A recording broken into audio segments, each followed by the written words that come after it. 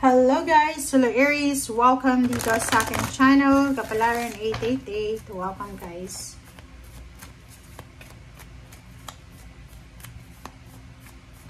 Alamin natin Aries kung anong message, vibration, gabay, energy para sa lahat. First card mo is see the other person's point of view. Okay, Aries. Okay, reverse. Bakit ba reverse yung mga nakukuha nyo? Okay, first card mo is see the other person's point of view. Dito sinasabi ng baraha na merong mga Aries na siguro hindi naniniwala sa ngayon na yung prayer ay napaka-importante kasi pwedeng makatulong sa kung ano man na sitwasyon na meron tayo. Dito sa barahang ito, siguro reverse siya, diba? Reverse. Tapos ito, see the other person point of view. Parang meron kang mga medyo hindi klaro na situation ngayon. Parang feeling mo, yung paniniwala mo ay hindi yun yung nangyayari sa ngayon. Medyo may hopeless, helpless na Aries dito. Kasi hindi niya nakikita yung clarity. Hindi niya nakikita kung ano yung tamang direksyon. Hindi niya nakikita yung kung ano ba yung rason, bakit kailangan ganito, bakit kailangan ganyan. Okay.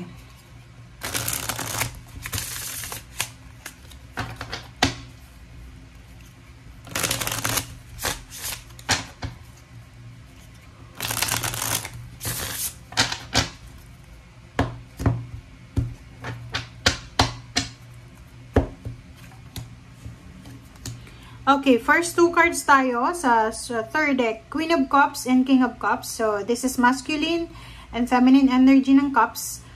Sinasabi ng baraha sa'yo, Aries, na sa usaping relationship, emotion, feelings, siguro yung iba sa inyo, ganun, ito yung pakiramdam, pero yung iba sa inyo, sobrang stable and secure.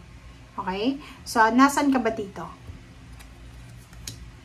Okay, Zero the Fool, and then Queen of Swords. So, yun, nakikita ko sa'yo dito, Aries, na isang direksyon, isang pagbabago.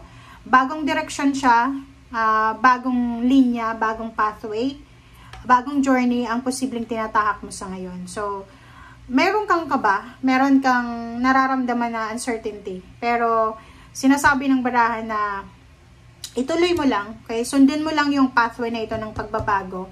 And yun, pray. Kaso lang, yung iba hindi naniniwala sa prayer na pwede silang tulungan ng prayer sa mga situation nila. Okay, Judgment. And 9 of Wands.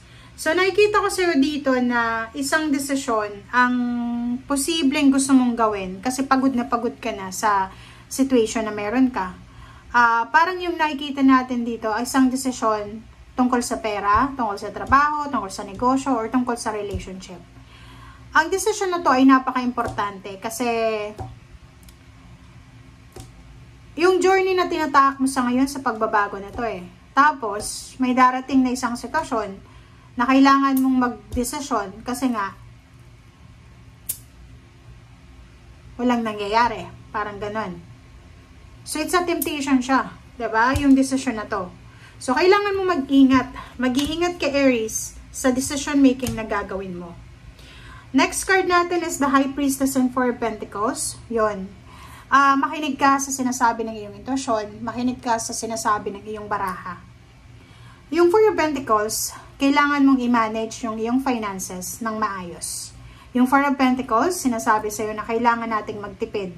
As much as possible, kailangan nating bilangin yung mga pera na lumalabas sa atin at pumapasok.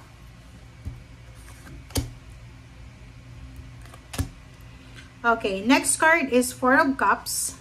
Okay, Four of Cups and then 9 of Pentacles. Sinasabi ng baraha sa'yo dito na posibleng yung finances mo, yung financial wishes mo ay apektado ng relationship. Marami kang pangarap sa buhay, marami kang gustong mangyari sa buhay mo, pero hindi mo magawa dahil sa relationship. Pwedeng pinipigilan ka ng karelasyon mo.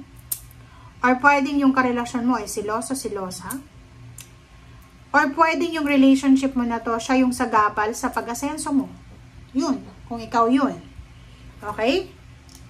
Six of Cups, nakikita ko sa'yo dito na marami kang maaalala sa nakaraan. Maraming mga past failures, past mistakes, ang posibleng maaalala mo.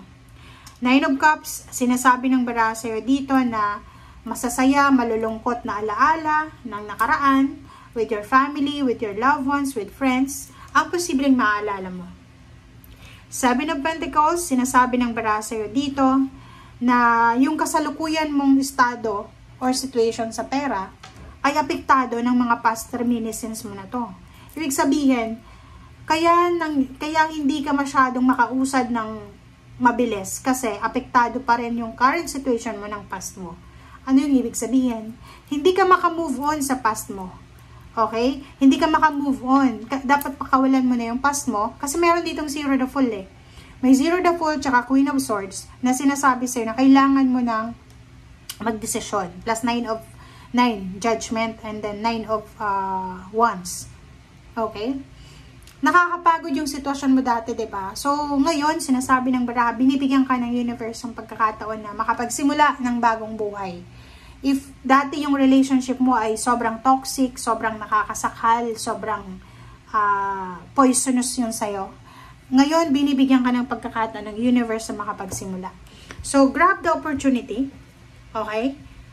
Yung pain and heartaches mo from your past or current situation, kailangan mo na yan na trabahuhin. Okay? Kasi parang sinasabi ng baraha sa'yo dito, meron dito na, yun na nga, Three of Swords, tsaka Queen of Wands na reverse. Yung pain and heartaches mo ay siya yung pumipigil sa'yo para sa pag-uusad ng Zero the Fool neto. Ibig sabihin, hindi ka makarecover, hindi ka makapag-forgive, punong-puno pa rin ng resentment, puno pa rin ng grudges, galit, hinanakit ang puso mo. Parang sinasabi ng baraha na hindi ka pa rin makalet go sa mga ginawang masasama laban sa'yo. So, ang baraha mo sa ngayon, sinasabi ng baraha na hayaan natin ng Panginoon, ang universe, ang iyong spiritual person guides, na tulungan ka sa kung ano ang kailangan mong healing sa ngayon. Nakikita natin it's emotional healing, financial healing, pero mas lamang yung emotional.